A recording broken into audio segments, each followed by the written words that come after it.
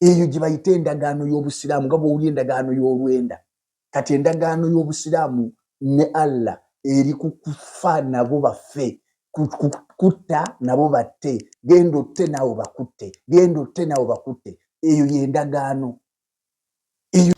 Teri muntu ayina beetu wadde eddembe okuba nga si musiraamu. Ekyo kimu. Sekazeemu ekyokubiri nti ate okubeera omusiraamu kyampaka kyabuwaze. La ilaha illallah. Okuva ddi.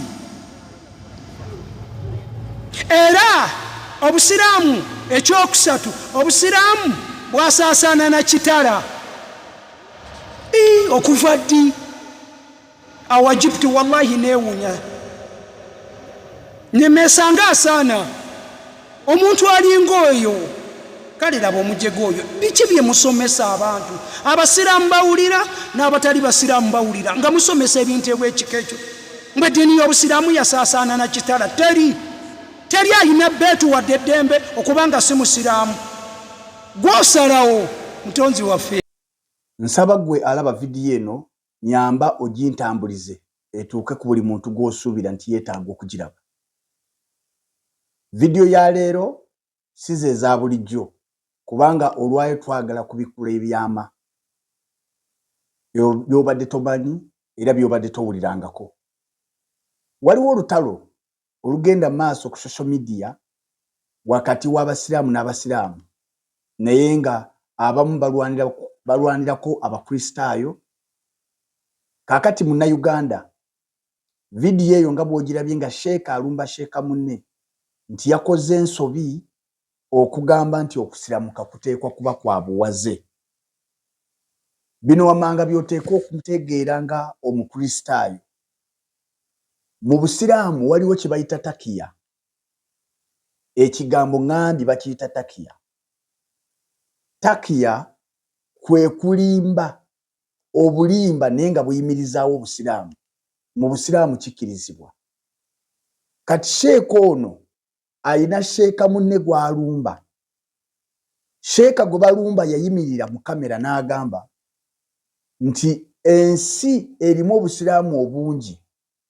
Omukristaayo ateekwa kusiramuka lwampaka era bw'agaana okusiramuka waakiri balina okukozesa eryanyi kasita bamugamba mu mirembe n'agaana balina okukozesa eryanyi era eryanyi eryo bw'agaana alina okuwa omusolo oba okumutta. Kati sheeka ono gw'olaba avuddeyo n'agamba nti nedda ekyo sheeka kye yasomesa si kituufu. Bassebo ne bannyabo ono sheeka asembayo ono ali mu kuvumirira sheeka munne ayinza okuba nga tamanyi oba ng'akozesa takiya kubanga ekifaananyi ky'obusiraamu naddala mu Uganda social media ebadde emaze okukyanika oba eri mu kukyanika.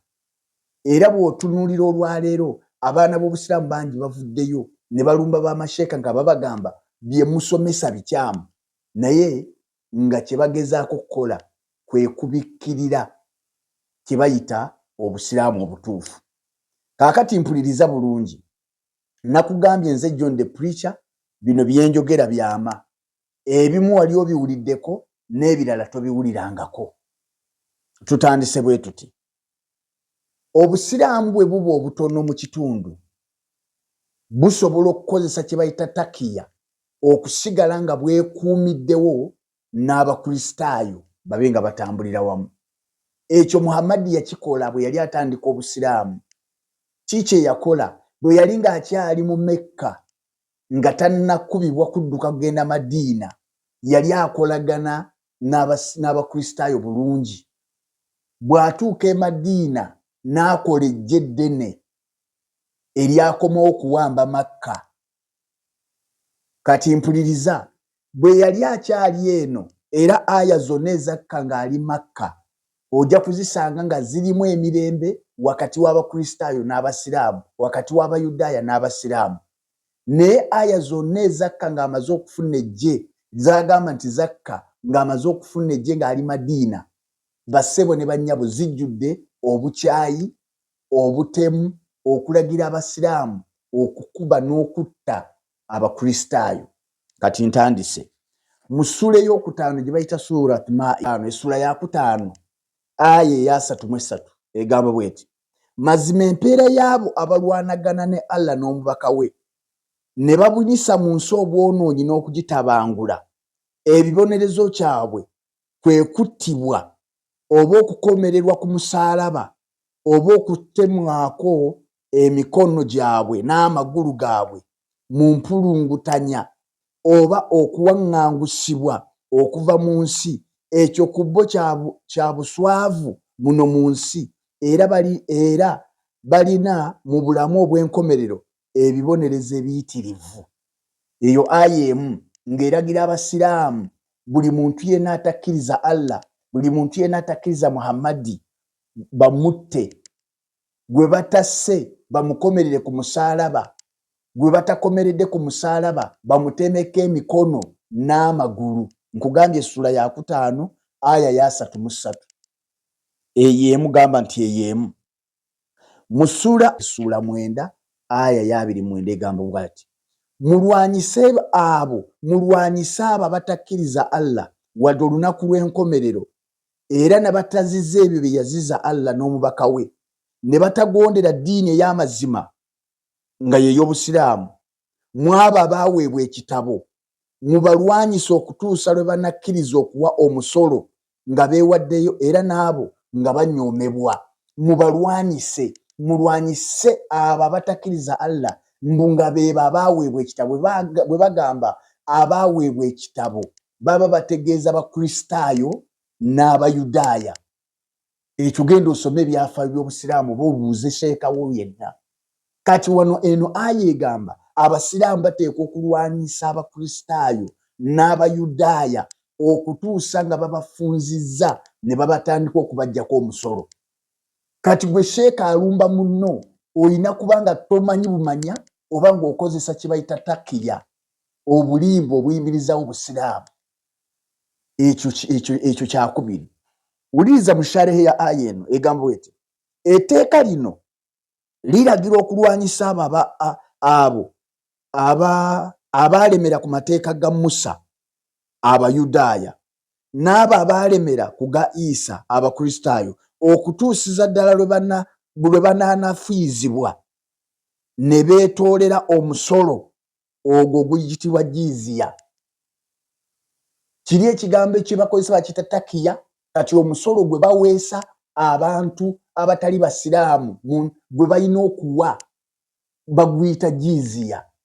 Gugwowo osobole okutaasa obulamu, osobole okutaasa obulamu obeerewo. Sheeka gwe yali asomesa mu vidiyo ye, bwe mba mwagiraba, bwe mba temwagiraba ngenda kugibaleetera. Ndowooza ntegeerekeka. Kaakati wuliriza aya endala. Kati kansome hadisi. Mu hadisi gye bayita sahihi Muslimu, sahihi al-Muslimu, wandiika bulungi sahihi al-Muslimu, hadisi namba ya 2922, hadisi namba ngambe ya 2922 egamba bweti nti Muhammadi yagamba mbu yawa obunnabbi, n'agamba nti abasiraamu bagenda kulwana n'Abayudaaya n'Abakristaayo, bagenda kubatta okutuusa Abakristaayo n'Abayudaaya bwe bagenda okwekweka mu mayinja, mbu amayinja galyoke gayita abasiraamu nga gagamba nti abange mu abaddu ba Allah mujje ne wana Abayudaaya beekwese mubatte. Ngambye sahihi al-Muslimu, hadisi namba ya 2922. Ennaku zino tewakyali kukulimba. Kwata essimu yo, genda ku Google, teeka mu sahihi al-Muslimu, hadisi namba 2922, ogenda kukiraba. Kati bino bye bakulimba nti Obusiraamu ddiini ya mirembe, okutakiya kye bayita obulimba obuyimiriza Obusiraamu. Muhammadi yennyini gwe genda obuuze ekkanisa omusanvu ze boogerako mu kubikulirwa ziri ludda wa leero, zaalagawo ki ekyazibaako? Abakristaayo n'ekkanisa ezaali mu nsi Pawulo gye yabuulira enjiri kyekyazibaako baalagawa. Genda obuuze ekyatuuka ku Bakristaayo n'Abayudaaya abaali mu Makka Muhammadi bwe yakomawo okuwamba Makka kyekyababaako. Genda weebuuze lwaki bendera y'Obusiraamu eriko Qur'ani n'ekitala. Ekyo genda okyebuuze. Kati muleme kulimba nsi. Ensi kati ndabufu ntegeevu. Tumanyi kubanga tusomye tusobola okwetegereza ebiwandiiko. Musuula bassebo ne bannyabo ey'omwenda eno ate naye kawaŋŋamula aya eya 24 aya eya 23 egamba bweti, abange mwe abakkiriza Abasiraamu temufuulanga bakitammwe ne baganda bamwe ab'emikwano bwe babanga baagaddewo obukaafiiri ku bukkiriza. N'omuntu yenna n'aba abafudde ab'emikwano mu mmwe nabo be balyazaamaanya. Uliriza Qur'ani egamba nti bw'oba ne kitaawo kyova nti omusajja vidiyo gye twakamala okukola egamba bw'ona ogenda ku mikutu gyaffe twagitaddeyo gyeri ng'Omusiraamu agamba nti bwe wabaawo omuntu yenna asiramuse n'ataba na mwana Musiraamu n'amala afa, Obusiraamu bulagira okutwala emmaali ye yonna. Kati wano eno aya ekugamba nti bw'oba ne taatawo oba n'oba ne maamawo nga si Musiraamu toteekwa kumwagala. Bw'omufuula mukwano gwo ogenda kuba omufaananyi, ogenda kuba mulyazaamaanyi, oteekwa kumukyawa.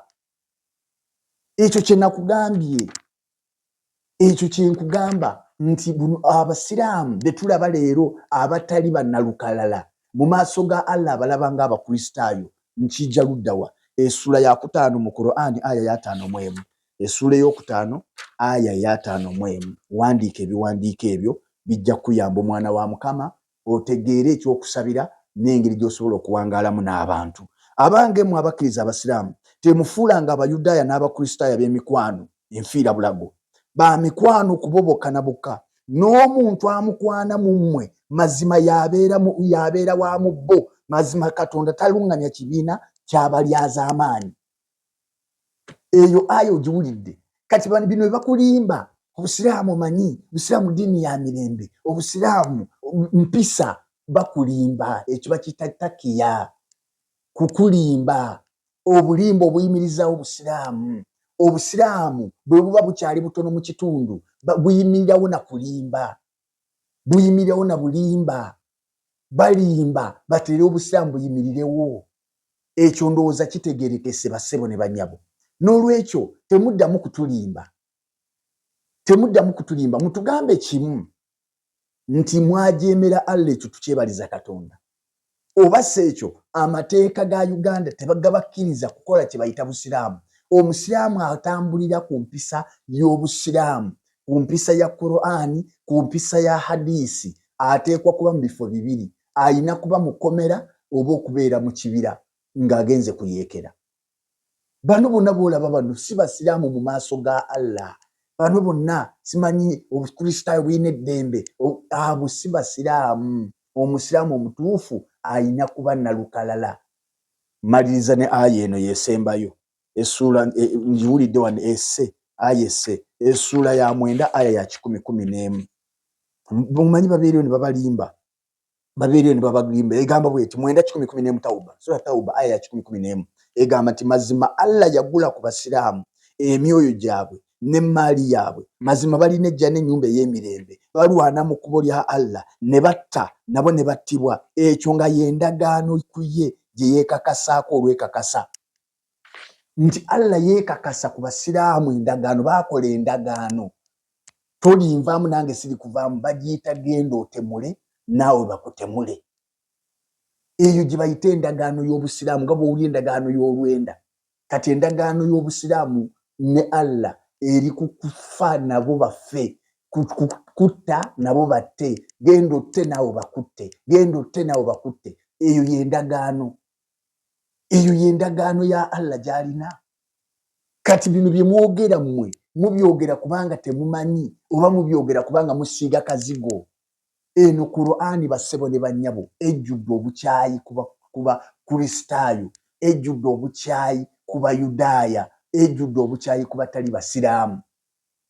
Aya ziizo nze njagala otambuze vidiyo, njagala ogenda eri sheekawo, genda eri imaamu, genda eri mufuti, mubuulire nti waliwo omusajja yasomye aya bwe ziti azaanukule. Nzikiriza mukole obutambi nga mwanukula vidiyo zange, mwanukule vidiyo eno tulabe. Ebyo bya bulimba muleme kulimba. Mukama abampeera omukisa, mukkirize Kristo Yesu okuba omulokozi. Mulinya